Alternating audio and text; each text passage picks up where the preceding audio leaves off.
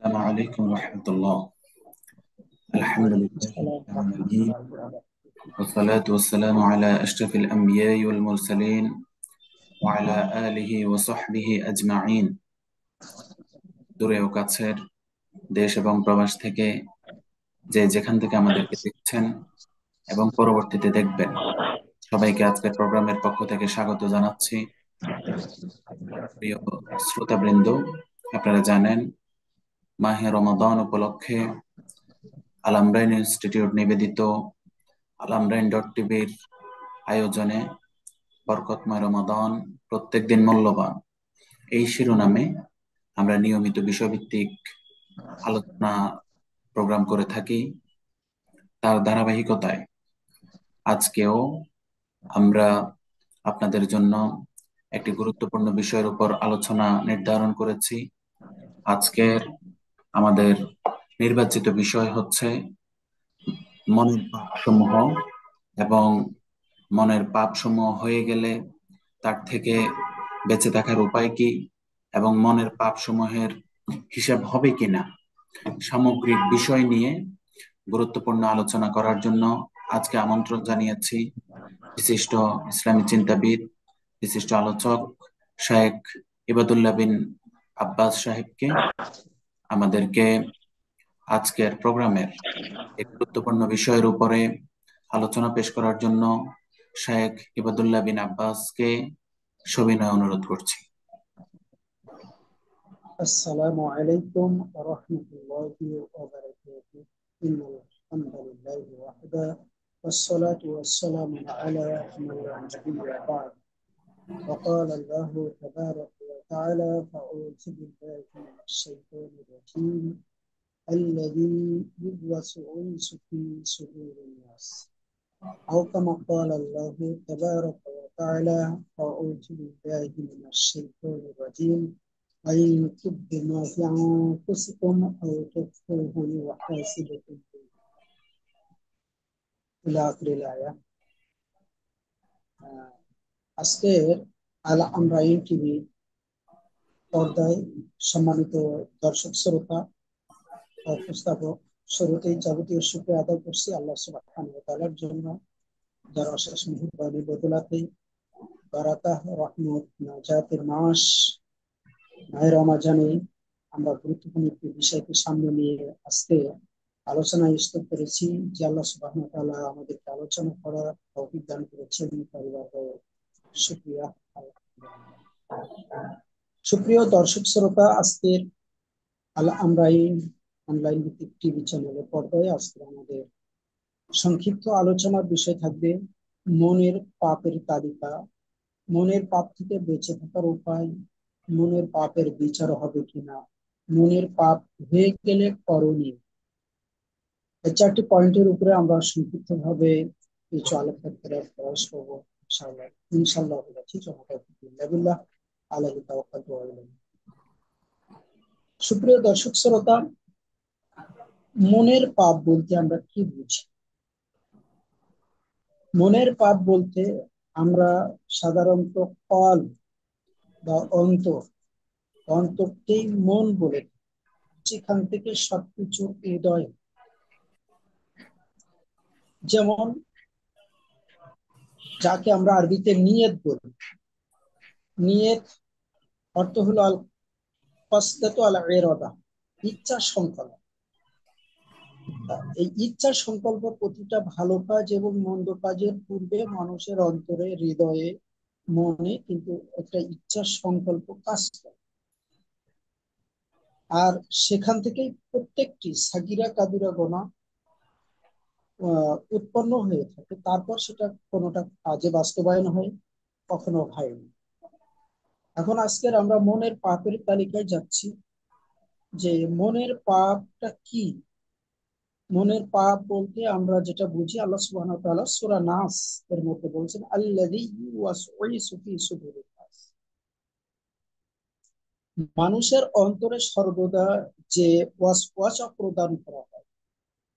ওয়াসওয়াসা বলতে কুমন্ত্রণা, এটা শয়তানের পক্ষ থেকে আসে।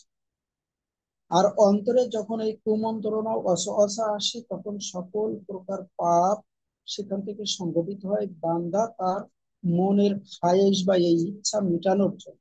সেক্ষেত্রে আমরা পাপের কিছু তালিকা এখানে উল্লেখ করব।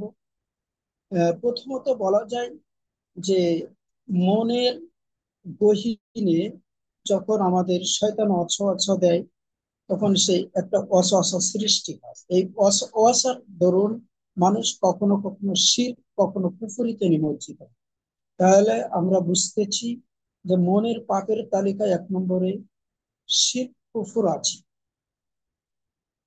তারপরে আছে বিদআত, কেননা শয়তান এখানে ওয়াসওয়াসা দেয়, কেননা যারা আমলদার তাদেরকে ওয়াসওয়াসার মাধ্যমে কিছু রাসূল সাল্লাল্লাহু আলাইহি ওয়াসাল্লামের আমলের বিপরীতে কিছু আমল করে নেওয়ার জন্য শয়তান এখানে ওয়াসওয়াসা আছে।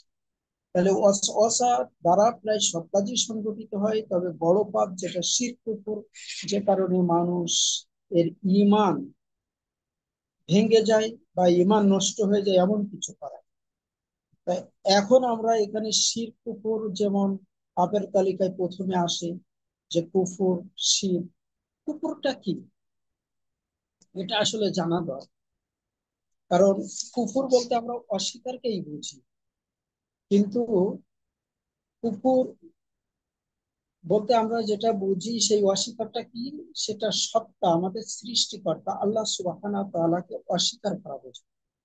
যখন মানুষের মনে এমন অসহসা সৃষ্টি করেছে যে পৃথিবীতে সৃষ্টিকর্তা বলে কেউ নেই, এমনকি শুধু তাই না, তাদের কাছে এমন অসহসা সৃষ্টি করে, এটা সহিহুল বুখারীর কিতাবুল ঈমান অধ্যায়ে ইমাম মুসলিম রাহিমাহুল্লাহ হাদিসটি চয়ন করেছেন যে রাসূল সাল্লাল্লাহু আলাইহি ওয়াসাল্লাম বলেছেন, ইয়াতিশ শাইতানু আহাদুকুম, শয়তান তোমাদের কারোর নিকটে আসে, ফায়াকুল, অতঃপর বলে, মান খলাকা কাযা, এটা কে সৃষ্টি করেছে, মান খলাকা কাযা, এটা কে সৃষ্টি করেছে, হাত্তা ইয়াকুলা, এরকম বলতে থাকে, বলতে বলতে এক পর্যায়ে বলে হাত্তা ইয়াকুলা, এমনকি বলে, মান খলাকা রব্বুকা, তোমার রবকে কে সৃষ্টি করেছে। আস্তাগফিরুল্লাহ। তো এটা হলো ওয়াসওয়াসা। তা আল্লাহ নবী সাল্লাল্লাহু আলাইহি সাল্লাম বলছেন, ফাইজা বালাগাহু ফাল ইস্তাইয বিল্লাহ ওয়াল ইয়ানতাহি। আল্লাহ নবী বললেন, যখন এরকম চিন্তা ভাবনা তোমার মাথায় আসবে তখন তুমি এরকম চিন্তা ভাবনা থেকে নিজেকে দূরে রাখবে, আল্লাহর কাছে কি করবে, ফালি ইস্তাইয বিল্লাহ, আল্লাহর কাছে আশ্রয় প্রার্থনা। তাহলে শয়তান ওয়াসওয়াসা দেয়। কোথায় এই ওয়াসওয়াসা দেখেন, আল্লাহ সম্পর্কে ওয়াসওয়াসা দিতে দ্বিধা করছে। তা এই ওয়াসওয়াসা থেকে যেমন সৃষ্টি বস্তু মধ্য থেকে এটা ওটা দেখাতে দেয়, যে এক পর্যায়ে আল্লাহ সুবহানাহু ওয়া তাআলাকে প্রতি ইঙ্গিত করছে, অর্থাৎ বান্দাকে কুফুরিতে নিমজ্জিত করার জন্য যেটা দরকার শয়তান সেটা করে। তাই এটা মনের সংকল্প, কিন্তু মনের ভিতরে শয়তান এই অচেতন সৃষ্টি করে। এখানে কিন্তু দ্বিতীয় কোনো পার্সন আপনার সামনে নেই যাকে দিয়ে এটা করানো হচ্ছে, শুধুমাত্র আপনি ওয়ান পার্সন আর শয়তান সেকেন্ড পার্সন আপনার ভিতরে দ্বিতীয় জন। আর আপনার অন্তরে এটাকে কি করছে, মনের ভিতরে এটাকে উকিয়ে দিচ্ছে, ওয়াসওয়াসা দিচ্ছে। তা কুফুরির যে পাপ সেটা কিন্তু আমরা বুঝতে পারলাম অন্তরের পাপ, মনের পাপ। সে একই ভাবে, যেমন বিশ্বাস অন্তরের জিনিস, কেননা এটা আমরা ইমানের সংজ্ঞা থেকে নিতে পারি, কেননা রাসূল সাল্লাল্লাহু আলাইহি ওয়াসাল্লাম এই ইমান বুঝিয়েছেন সেই ইমানের সংজ্ঞা দিতে, যে জগৎ বিখ্যাত মুহাদ্দিস পণ্ডিত শেখ আব্দুল ওয়াহাব আন-নাজদি রাহিমাহুল্লাহ, বিশ্ব একজন মুজাদ্দিদ সংস্কারক, তিনি ইমানের সংজ্ঞা দিতে যেয়ে বলছেন আত-তাসদীকু বিল জিনান, অন্তরের বিশ্বাস। তা এই যে অন্তরের বিশ্বাস স্বীকৃতি ও অন্তরের যে বিশ্বাস, এই বিশ্বাসের জায়গায় শয়তান ওয়াসওয়াসা দিয়ে কি করছে দেখেন, যে আল্লাহ তাহলে কোথায় আছে, আপনার কোরআনের দলিল নিচ্ছে না, বা আদার্স অন্য কোনো দলিলকে শয়তান গ্রহণ করতে দিচ্ছে না, তখন শয়তান কিন্তু অটোমেটিক বলে দিচ্ছে যে রব তো সব জায়গায় আছে, রব সব জায়গায় আছে, অর্থাৎ রব সর্বত্র বিরাজ।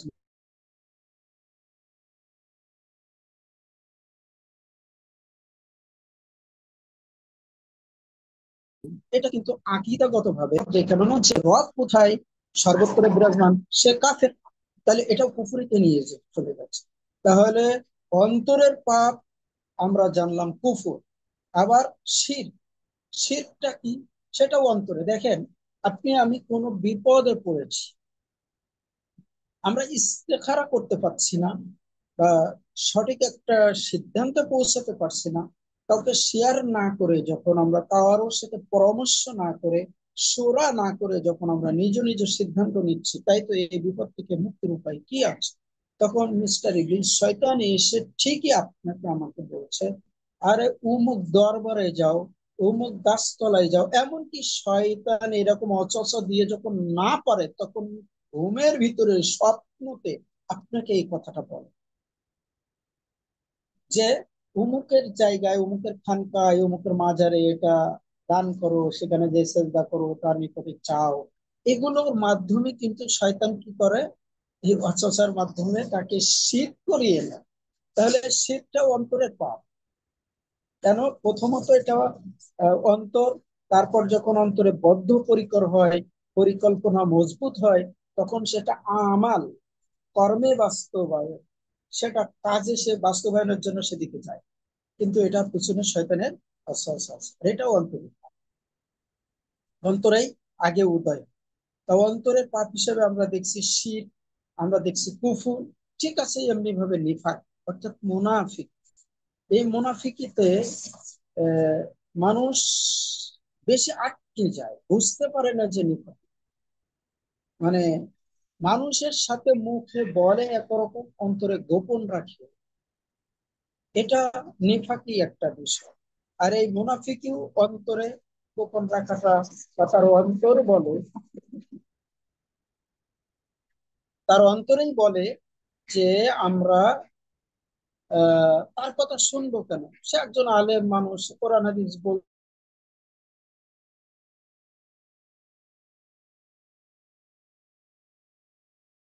বলছে, ঠিক আছে, বলেছে, ঠিক আছে, শুনলাম, এগুলো এভাবেই। সম্মানিত দর্শক শ্রোতা, তাহলে আমরা অন্তরের পাপ হিসাবে সিরিয়ালে অনেক পাপই আসে, কিন্তু আমরা মেইন যে পাপ সেটা কিন্তু দেখলাম শিরক, কুফর, শিরক, নিফাক অর্থাৎ মুনাফিক। কেননা এগুলোর উদ্দেশ্য কি? মুরাদু বিল বাতিল, এর উদ্দেশ্য হলো বাতিল। আচ্ছা, আজান হচ্ছে, আমি এই মুহূর্তে একটু সাইলেন্ট থাকতেছি, মিউট করতেছি, পরে আবার আজান হয়ে গেলে চালু করতেছি।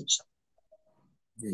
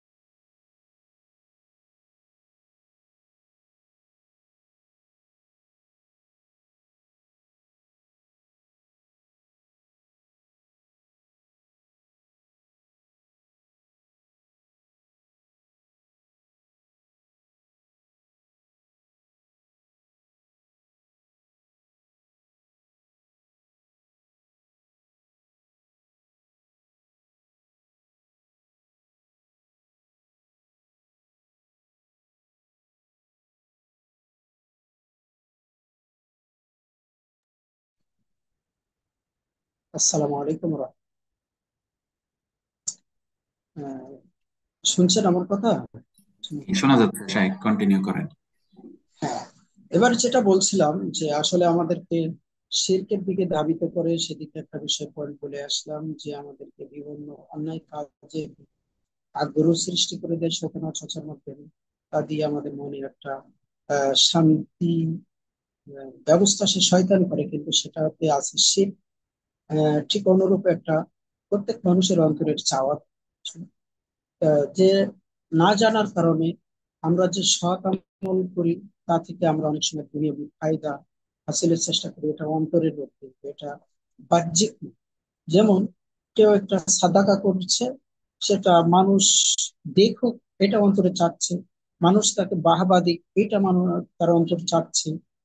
ঠিক মানুষ তাকে দানবীর বলুক এটা অন্তরে চাচ্ছে। এটাকে বলা হয়, আমরা বলতে পারি যে রিয়া উন্নাস, মানে মানুষ দেখানো, লৌকিকতাপূর্ণ আমল।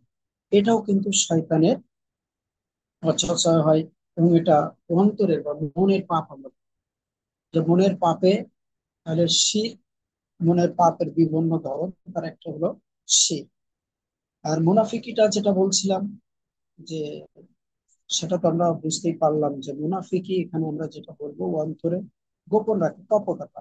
যে মুখে বলে হ্যাঁ হ্যাঁ ঠিক আছে, আসলেও সে করে না, সে মিথ্যার আশ্রয় নেই, এখানে প্রতারণা করে, এখানে ধোঁকা দেয়, অনেক কিছুই, এগুলো সব অন্তরে। কিন্তু এটা বাহ্যিক ভাবে মনোভাব প্রকাশ করে না, তবে তার কর্ম আচরণ দেখলে বোঝা যায় সে মুনাফিক। তারপরে আমরা পাপের তালিকায় আসব, যে সে হিংসা। এই হিংসাটা চোখে দেখা যায় না, বা এটা মানুষের হাতের কোনো কর্মও নয়। যদি কেউ করতে চায় সেটা অনেক পরে, তবে হিংসাটা উদয় হয় অনেক। আর এই হিংসাটা হলো একটা পরিপূর্ণ অন্তরের ইয়া। কারণ হিংসা মানুষ করে অন্যের ক্ষতি করার জন্য বা অন্যের ক্ষতি চাওয়ার জন্য। ইমাম রাজি রহিমাহুল্লাহ এ ব্যাপারে বলছেন যে আল্লাহ তোমার কোনো ভাইকে কোনো নিয়ামত দান করলেন, আর তুমি যদি তার উক্ত নিয়ামতকে ধ্বংস কামনা করো, সেটা হলো হিংসা। মানে এটা হলো হিংসার সংজ্ঞা। ইমাম নববী রাহিমাহুল্লাহ এই হিংসাকে দুই ভাগে বিভক্ত করেছেন, একটা হলো হাসাদে হাকিকা, আর একটা হলো হাসাদে মেজাজি। আর এই হিংসা থেকে আমরা কিন্তু সূরা ফালাকের মধ্যে পরিত্রাণ চাই। যেমন আল্লাহ সুবহানাহু ওয়া তাআলা বলছেন, অমিন শাররি হাসিদিন ইজা হাসাদ। হে আল্লাহ, আমরা তোমার নিকট হিংসুকের হিংসা থেকে পানাহ চাচ্ছি। এখানে জামরা বিন সালাবা রাদিয়াল্লাহু তাআলা থেকে বর্ণিত আছে, রাসূল সাল্লাল্লাহু আলাইহি ওয়াসাল্লাম একটি হাদিস পেশ করছেন যে লা ইয়াজহালু নাসু বিখাইরি মালাম এতা হাসাদ। অর্থাৎ লা ইয়াজহালু নাসু বিখাইরি, মানুষ ততক্ষণ কল্যাণের উপরে থাকে যতক্ষণ সে হিংসা না। তা আমরা, এটা সিলসিলা সহিহ 3386 নম্বর হাদিস।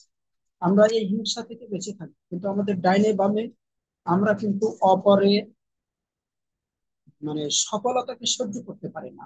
আর এটা বিশেষ করে বর্তমান সময়ে আলেম ওলামাদের মধ্যে এই হিংসাটা বেশি পরিলক্ষিত হচ্ছে, যেটা খুবই দুঃখজনক। আর খুব দুঃখের সাথেই বলতে হচ্ছে, কোন একজন তরুণ দায়ী, তরুণ আলেম যদি সে এগিয়ে যায়, আল্লাহ কবুল করে, তাকে চতুর্দিক থেকে যেন এমন ভাবে তীর ছোড়া হয়, আঘাত করা হয়, সে তাতে ক্ষত বিক্ষত হয়ে যায়। তাই আমাদেরকে এই হিংসা, এটা কিন্তু অন্তরের পাপ। কেননা এটাকে কেউ দেখতে পায় না, তবে তার কর্মের মাধ্যমে মানুষ বুঝতে পারে, যখন সেটা কর্মে বাস্তবায়ন। আহ, ইমাম কুরতুবী রাহিমাহুল্লাহ তার তাফসিরে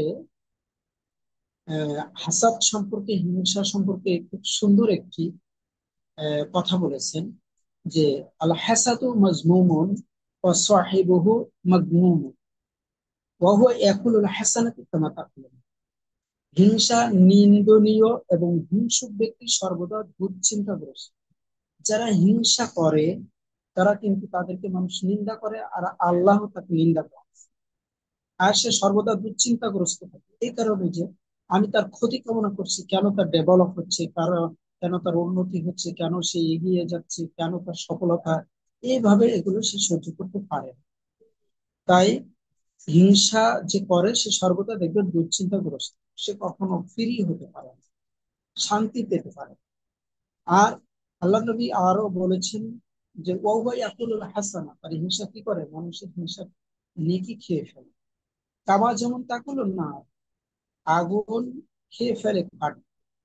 তা এখান থেকে আমরা যেটা বুঝলাম যে হিংসা সেটা অন্তরে পাপ, অন্তরে যখন এই পাপটা একেবারে চেপে বসে তখন মানুষ চিন্তাগ্রস্ত হয়ে যায়, মানুষ মানুষের কাছে নিন্দনীয় হয়ে যায়, মানুষ তাকে পছন্দ করে না, মানে আল্লাহ সুবহানাহু ওয়া তাআলা তাকে পছন্দ করে না। ঠিক অনুরূপ একটি আমরা হাদিস, আল্লাহ নবী সাল্লাল্লাহু আলাইহি ওয়াসাল্লাম যে হিংসা করতে নিষেধ করেছেন, এই নিষেধাজ্ঞা যেহেতু আল্লাহ রাসূল নিষেধ করেছেন তারপরেও আমরা উপেক্ষা করে এই হিংসা করি, যার কারণে হিংসা করতে আল্লাহ রাসূল নিষেধ করেছেন। মার্মিক হাদিস আছে সহিহ মুসলিম এবং এমনকি সহিহ বুখারীতে, ফাতহুল বারীতেও আসছে। আনাস ইবনে মালিক রাদিয়াল্লাহু তাআলা থেকে বর্ণিত, তিনি বলেন, তিনি রাসূল সাল্লাল্লাহু আলাইহি ওয়াসাল্লাম থেকে বর্ণনা করেন, রাসূল সাল্লাল্লাহু আলাইহি ওয়াসাল্লাম বলেছেন যে ওয়ালা তাবাগাদু ওয়ালা তাহসাদু, তোমরা বিদ্বেষ পোষণ করো না, হিংসা করো না। ঠিক এই বিদ্বেষ পোষণটা হলো অন্তরে, অন্তরেই মনের কাজ। আর ওয়ালা তাহাসাদু, তোমরা হিংসা, আল্লাহ রাসূল নিষেধ করবে, তারপরে কিন্তু এটা অন্তরে। বরং আল্লাহ নবী আরো বললেন, ওই হাদিসের কিছু অংশ আছে, ওয়ালা তাদাবারু, তোমরা পিটকিরিও দিও না, ওয়ালা তাকাতাউন ওয়া কুনু ইবাদাল্লাহি ইখওয়ানা। আল্লাহ নবী সাল্লাল্লাহু আলাইহি ওয়াসাল্লাম যেহেতু হাদিসের সম্পূর্ণ এবারত নিয়ে আসতে গেলে আমাদের সঙ্গে ভিন্ন হয়ে যাচ্ছে, তো আমরা শুধু এখান থেকে ওয়ালা তাহাসাদু নিব, কোন তাবাগাজু, এই দুইটা কিসের সাথে সংশ্লিষ্ট, অন্তরের সাথে। তারপর আল্লাহ নবী বললেন তোমরা পরস্পর ভাগাভাগি হয়ে যাও। এটা সহিহ মুসলিম 2559, বুখারী ফাতুল বারীর 6000। এছাড়া এই ব্যাখ্যায় হাসান বসরি রাহিমাহুল্লাহ বলেন, প্রত্যেক মানুষের মধ্যে কিন্তু হিংসা রয়েছে। যতক্ষণ সেটি অবাধ্যতা এবং জুলুমের দিকে সীমা অতিক্রম না করে ততক্ষণ সেটি মানুষের কোনো ক্ষতি করে, কিন্তু যখন এটা মানুষের জুলুমের অর্থাৎ মানুষের ক্ষতির এবং সীমা অতিক্রম করে তখন সেটা কি পাপ, আর এটা অন্তরের মধ্যেই সীমাবদ্ধ থাকে, সেটা কর্মে বাস্তবায়ন। আর এই হিংসা থেকে কি হয় দেখেন, আজকের হিংসা থেকে কিন্তু মানুষ মানুষকে ক্ষতি করার জন্য যখন হাতে পারে না, অন্তরে জ্বলে পুড়ে খাক হয়ে যাচ্ছে, তখন সে শয়তান জিনদের কাছে নিয়ে, ওই গণকদের কাছে নিয়ে, জাদুকরদের কাছে নিয়ে সে জাদুটনা করছে, বান ব্যবস্থা করছে, এগুলো করে মানুষ, যা হিংসা। এই জন্য আমাদেরকে সর্বদা হিংসা থেকে দূরে থাকতে পারে। হিংসা খুব প্রকট আকার ধারণ করছে, এই জন্য হিংসাটাকে আমি বিস্তারিত ভাবে বলার চেষ্টা করছি। শুধু তাই না, আবু হাতেম দারিমি রহমাহুল্লাহ বলেন, তার রওজাতুল উকালা গ্রন্থের 134 পৃষ্ঠায়, যে জ্ঞানীর উপরে অজীব হলো সর্বাবস্থায় হিংসা থেকে দূরে থাকা। কিন্তু সেটা আমাদের জ্ঞানী মানুষের মাঝে বেশি, তাহলে বুঝবো যে তাদের জ্ঞান কতটুকু, জ্ঞান অনুপাতিক কতটুকু হবে। আল্লাহ সবাইকে হেদায়েত দান করুক, বোঝার তৌফিক দান করুক, জ্ঞান অনুযায়ী আমল করার তৌফিক। কেননা এই হিংসার সবচেয়ে নিচু স্তর হলো তাকদীরের প্রতি অসন্তুষ্টি এবং তাকদীরের প্রতি সন্তুষ্টি পরিত্যাগ করা, অর্থাৎ তাকদীরকে যে হিংসা করে সে তাকদীরকে মানে না, তাকদীরকে পরিত্যাগ করে, তাকদীরের প্রতি সন্তুষ্ট হতে পারে, এ কারণে কখনো কখনো সে ঈমান আনে। এবং আল্লাহ স্বীয় বান্দার জন্য যা নির্ধারণ করেছেন তার বিপরীত কামনা, অর্থাৎ কারোর জন্য আল্লাহ সফলতা কামনা নির্ধারণ করেছেন, সেটা সে চায় না, সেটা ক্ষতি চায়। তিনি আরো বলেন, হিংসা হলো নিকৃষ্ট ব্যক্তির চরিত্র। দেখেন কত জঘন্য, নওজুবিল্লাহ, যে যারা হিংসুক তারা নিকৃষ্ট চরিত্রের এবং তা পরিত্যাগ করা মর্যাদাবান ব্যক্তির কর্ম। তাহলে আজকের যারা আমরা এই ভুলটা বুঝছি বা বুঝতে পারবো, তাহলে আমাদের করণীয় থাকবে আমরা কারো প্রতি হিংসা করবো। কেননা যারা হিংসা করতে পরিত্যাগ করেছে আল্লাহর ভয়ে, তাহলে সে মর্যাদাবানদের অন্তর্ভুক্ত। আর প্রত্যেক আগুনে নির্বাপক আছে, কিন্তু হিংসার আগুনে নির্বাপক নেই। সব আগুন নিভানো যায় কিন্তু হিংসা নিভানো যায়। এই জন্য আমাদেরকে চেষ্টা করতে হবে আমরা যেন হিংসা। আরো একটি পাপ, জঘন্য পাপ, সেটা হলো অহংকার। এটাও অন্তরেই পাপ। অহংকার কিন্তু মানুষ হাত পায়ে প্রকাশ করে কম, সৌন্দর্যে প্রকাশ কম করে, তবে অন্তরে এটা স্থান। অহংকার যে পাপ, এটার স্থান অন্তরে হওয়ার কারণে আল্লাহ নবী সাল্লাল্লাহু আলাইহি ওয়াসাল্লাম বলেছেন, আল ইমান ওয়াল কিবর, অহংকার এবং ইমান দুটা একসাথে থাকে। ইমান এবং অহংকার একসাথে থাকে। যখন অন্তরে কিবর অহংকার ঢুকে যাবে তখন ইমান বেরিয়ে যাবে। আর আল্লাহ নবী সাল্লাল্লাহু আলাইহি ওয়াসাল্লাম কিন্তু অহংকারের ব্যাপারে যে হাদিস বলেছেন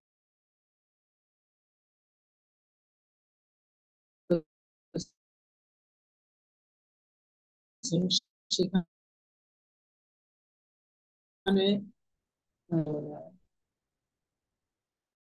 সলা যাররাতুন কিবর, মানে অন্তরে সরি পরিমাণ কিবর, যেমন আমরা দেখি আয়াত দেখে আসি সূরা লোকমানের 31 নম্বর সূরা 18 নম্বর আয়াতে আল্লাহ বলছেন, ওয়ালা তামশিফিল আরদি মারহান ইন্নাল্লাহা লা ইউহিব্বু কুল্লা মুখতালিন ফাখুর।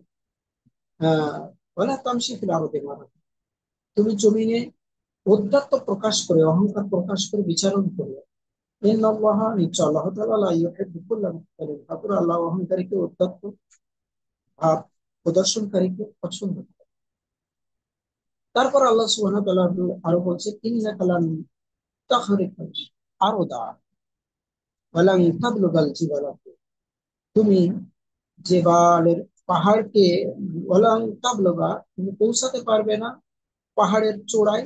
আর তুমি কাউকে জমিনে নিচে, ইন্নাকা, নিশ্চয়ই তুমি, লাং তাখরিকাল আরদা, জমিনে দাবিয়ে দিতে পারবে না।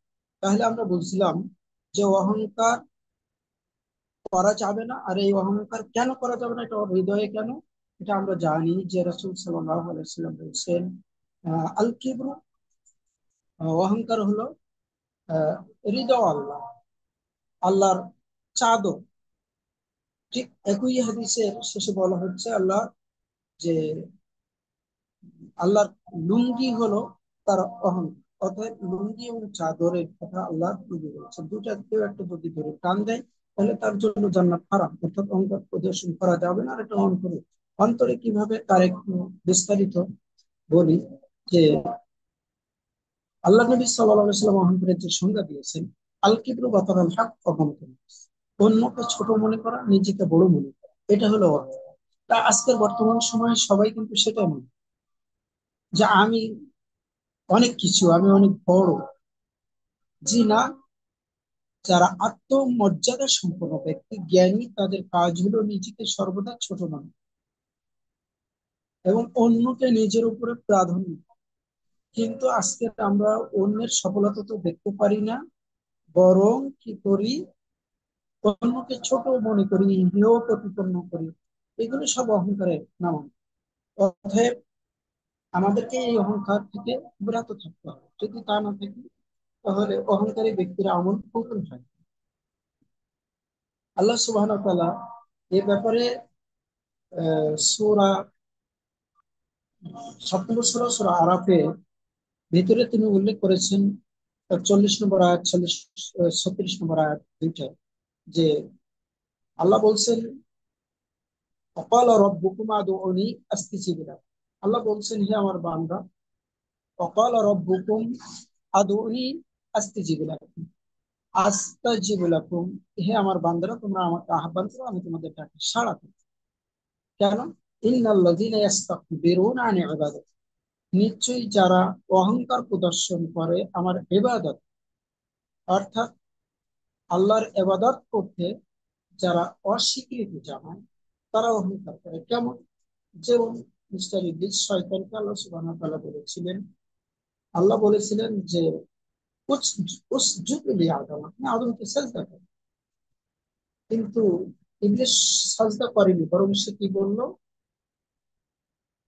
সে সেজদা তখন করলো না। তখন আল্লাহ জিজ্ঞাসা করলো, মা মানা, আল্লাহ সুজুদা, তোমাকে সেজদা করতে কিসে নিষেধ করলো, কিসে মানা করলো?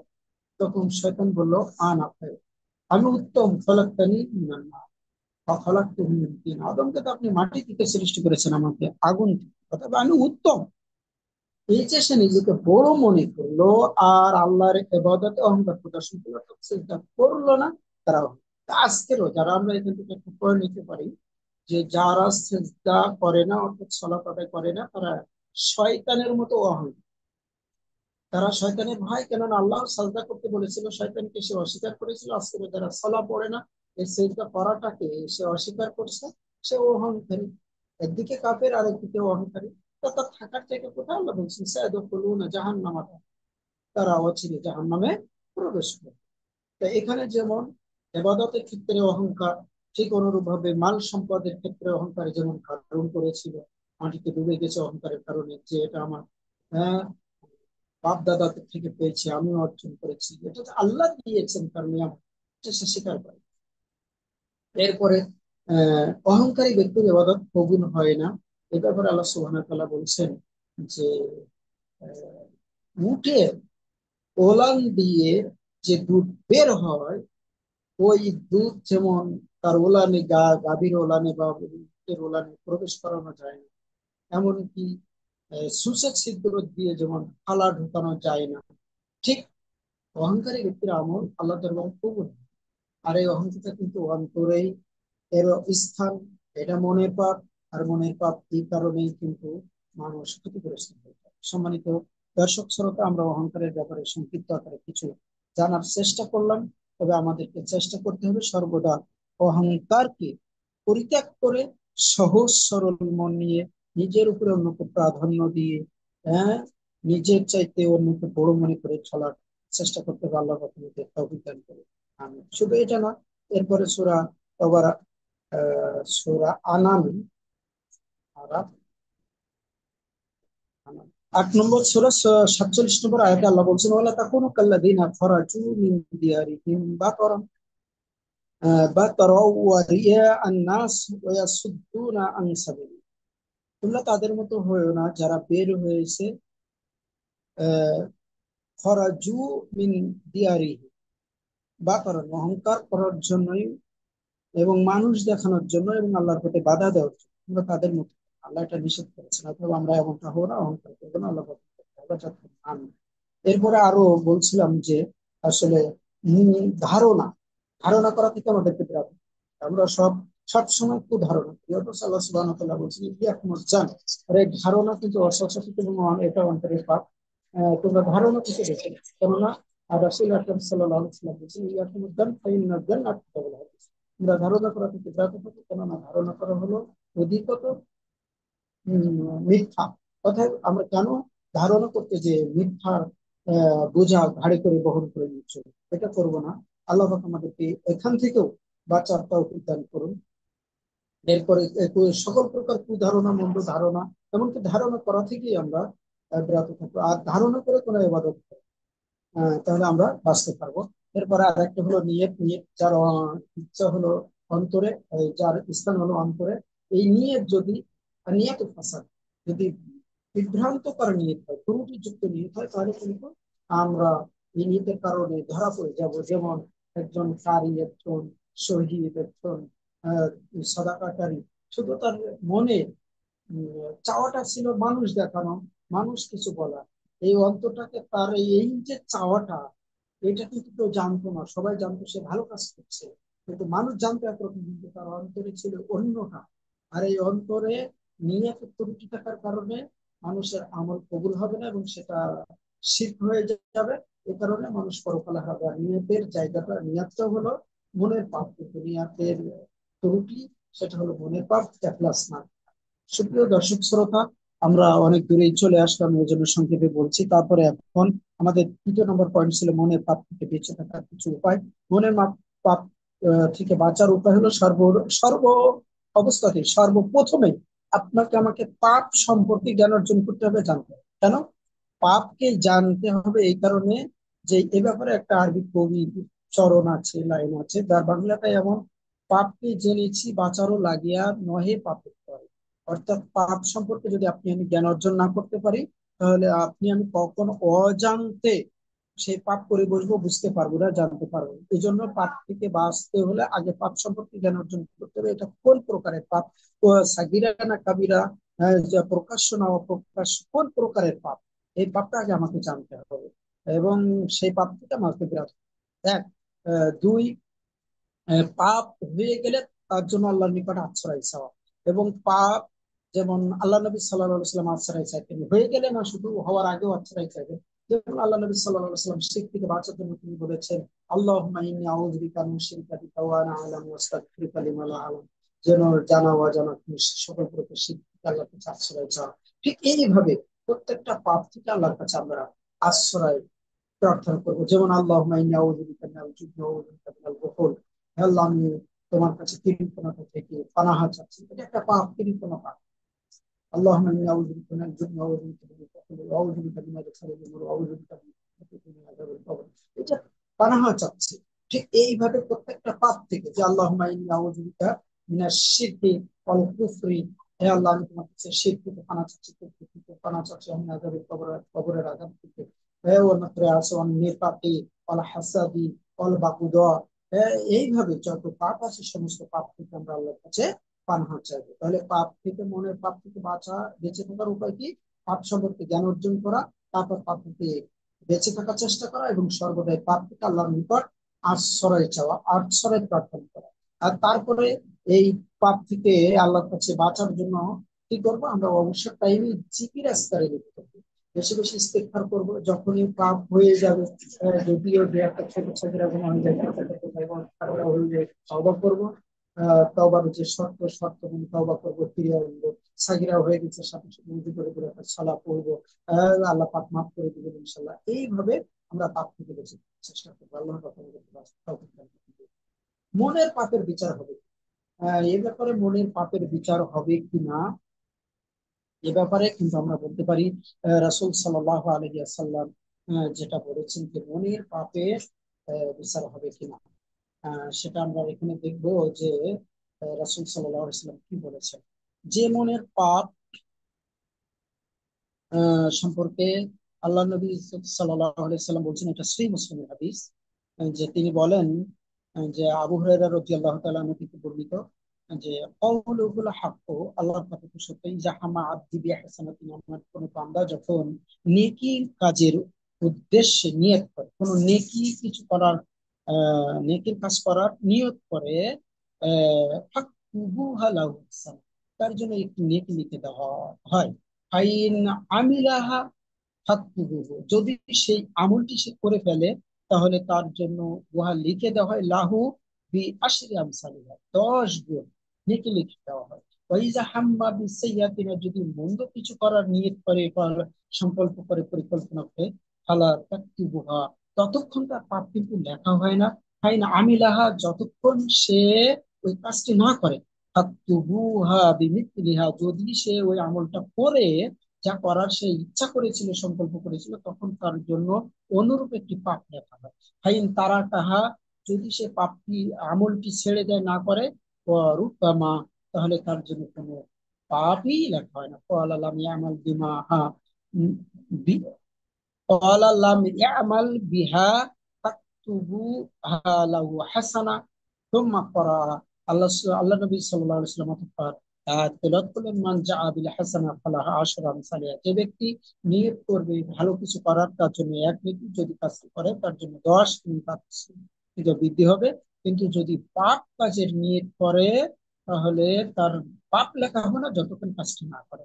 এটা কিন্তু আমরা সহিহ মুসলিমে, এটা তিরমিজিতে আছে, তিরমিজির হাদিস নম্বর 3073, সনদ হাসান সহিহ।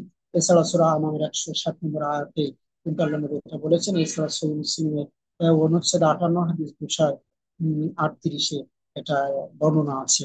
তা আমরা যেখান থেকে জানতে পারলাম যে যদি কেউ মনে পাপ হয়ে যায়, তাহলে সে কি করবে? আল্লাহর কাছে শয়তানি ওয়াসওয়াসা থেকে পানা চাবে, আস্তাগফিরুল্লাহ, আল্লাহর নিকট আশ্রয় চেয়ে বলবো আউযু বিল্লাহি মিনাশ শাইতানির রাজিম। আল্লাহর কাছে পানা চাবে, বেশি বেশি আস্তাগফিরুল্লাহ। আর ওই যে আয়াতটি তেলাওয়াত করেছিলাম, আল্লাহ সুবহানাহু ওয়া তাআলা বলছেন, ওয়াইন কুনতুম মা তুনফিকুনা ওয়া তুখফুহু ওয়া হাসিবুকুম বিল্লাহ, তোমরা যা প্রকাশ্য করো অপ্রকাশ্য করো, আল্লাহ তার হিসাব, অর্থাৎ যা অন্তরে আছে এবং যা বাইরে আছে তার হিসাব। এই আয়াত যখন নাজিল হয়ে যায়, তখন সাহাবায়ে কেরাম কিন্তু অত্যন্ত বিচলিত হতো, অত্যন্ত ভীত সন্ত্রস্ত হয়ে পড়ে। তখন রাসূল সাল্লাল্লাহু আলাইহি সাল্লাম তাদের সান্ত্বনা পান হিসেবে উক্ত হাদিসটি, যে হাদিস থেকে আগে বললাম, এটা দিয়েই তাদেরকে সান্ত্বনা দিয়েছেন। আশা করি আজকের এই সংক্ষিপ্ত সময়ে এলোমেলো ভাবে অবশ্যই বলা হয়ে গেল, যেহেতু আমরা একটু ভিডিওটা সেভাবে করতে পারি না, ভিডিও হলো আরো ভালো সমস্ত দর্শক শ্রোতা। আজকের আমাদের কাছ থেকে বিদায় নিচ্ছি।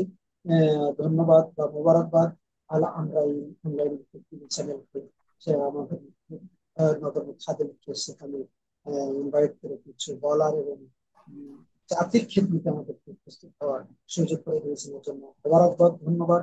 সাথে ধন্যবাদ সকল দর্শক শ্রোতাকে। আমরা আল্লাহ সুবহানাহু ওয়া তাআলা চাইলে পরবর্তীতে আবার আপনাদের সামনে উপস্থিত হবো ইনশাআল্লাহ, অন্য কোনো বিষয় নিয়ে। আশা করি আর আল্লাহ সুবহানাহু ওয়া তাআলার কাছে সকল দোয়া করি আল্লাহ আমাদের এই খেদমত কবুল করুন। আল্লাহুম্মা আমিন। সুবহানাল্লাহি ওয়া বিহামদিহি, আশহাদু আল্লা ইলাহা ইল্লা আনতা, আস্তাগফিরুকা ওয়া আতুবু ইলাইক। তার সাথে আজকের আমাদের সাথে উপস্থাপক আসসালামু আলাইকুম। ওয়ালাইকুম আসসালাম রহমতুল্লাহ। আলহামদুলিল্লাহ। সম্মানিত শ্রোতাবৃন্দ, এতক্ষণ ধরে আমাদের মাঝে মনের পাপের তালিকা প্রকাশ, মনের পাপ থেকে বেঁচে থাকার উপায়, মনের পাপের বিচার হবে কিনা, মনের পাপ হয়ে গেলে করণীয় কি, এতদ সংক্রান্ত গুরুত্বপূর্ণ বিষয়ের উপরে চমৎকার তথ্যবহুল আলোচনা করছেন শায়েখ ইবাদুল্লাহ বিন আব্বাস। আমরা আজকের প্রোগ্রামের পক্ষ থেকে শায়েখকে আন্তরিক কৃতজ্ঞতা জানাচ্ছি। আল্লাহ তাআলা ওনাকে, আমাদেরকে ওনার ব্যস্ততার ভেতর দিয়েও গুরুত্বপূর্ণ সময় দেওয়ার জন্য আল্লাহ তাআলার কাছে ওনার জন্য উত্তম জাযা কামনা করছি। সম্মানিত উপস্থিতি, সম্মানিত শ্রোতাবৃন্দ, আমাদের পরবর্তী প্রোগ্রামের দাওয়াত রেখে আজকের প্রোগ্রাম আমরা এখানে শেষ করছি। সুবহানাকাল্লাহুম্মা ওয়া বিহামদিক, আশহাদু আল্লা ইলাহা ইল্লা আনতা, আস্তাগফিরুক ওয়া আতুবু ইলাইক। আসসালামু আলাইকুম ওয়া রাহমাতুল্লাহ। ওয়ালাইকুম আসসালাম।